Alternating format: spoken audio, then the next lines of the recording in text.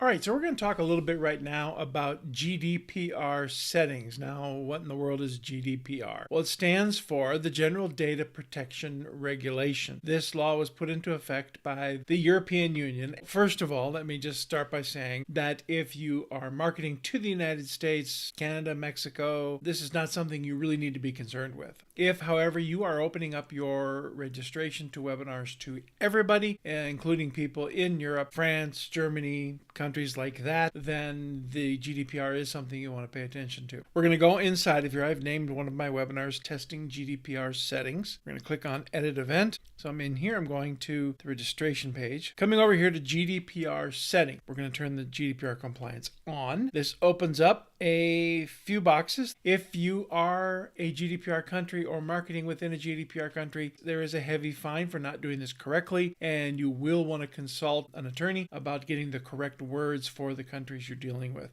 At EasyWebinar, we don't put ourselves out as legal advice of any kind. It says by checking the box, you are giving Skip Foster, that's me, consent to use your information to provide on the form to not only invite you to the webinar, but to follow up once the webinar is over. And that's the key. It's not just about signing up, but we are actually verifying that we are putting them into another marketing campaign, which is webinar follow-up and then webinar nurture, the things we love to do as marketers with autorespond. You can also make the consent mandatory or not. If it is off, they will still get into the webinar because they are filling out a form that says my name, email, and submit. If consent is mandatory, then if they don't click the box, then they will not be able to get the information for the webinar and will not be able to attend the webinar. If make consent mandatory is off, then they will still be able to watch the webinar and get the leads for the webinar, but they will not be added to your CRM. And this is GDPR law that does not allow us to do that. And now we have the ability to put our name and email and check the box and then add ourselves to webinars. So the first time I'm going to do this, I'm going to do it without checking the box. Now we're going to re-register, and this time I will check the box. I'll come, and now I'm going to check the box and register. Now let's go take a look at our dashboard inside of EasyWebinar. Now we have two that are registered. Now Skip 2 has accepted the GDPR settings, but you notice like over here, Skip with no 2 after it, right? The first one we did, it says GDPR not accepted, all right?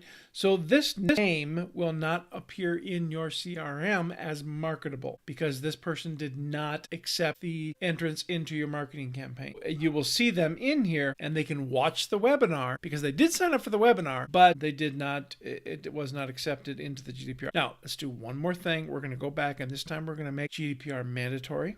GDPR settings, GDPR mandatory, save again, registration page this time, so we can do it twice again. I'm going to show you the difference. Okay, so in the first one, I'm going to say skip. I'm going to put an M1 next to this one.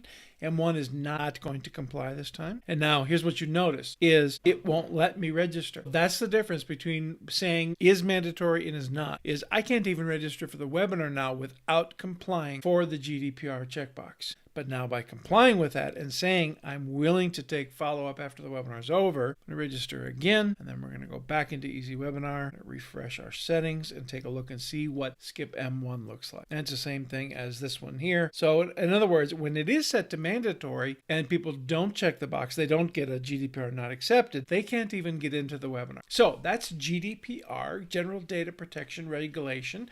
Thank you.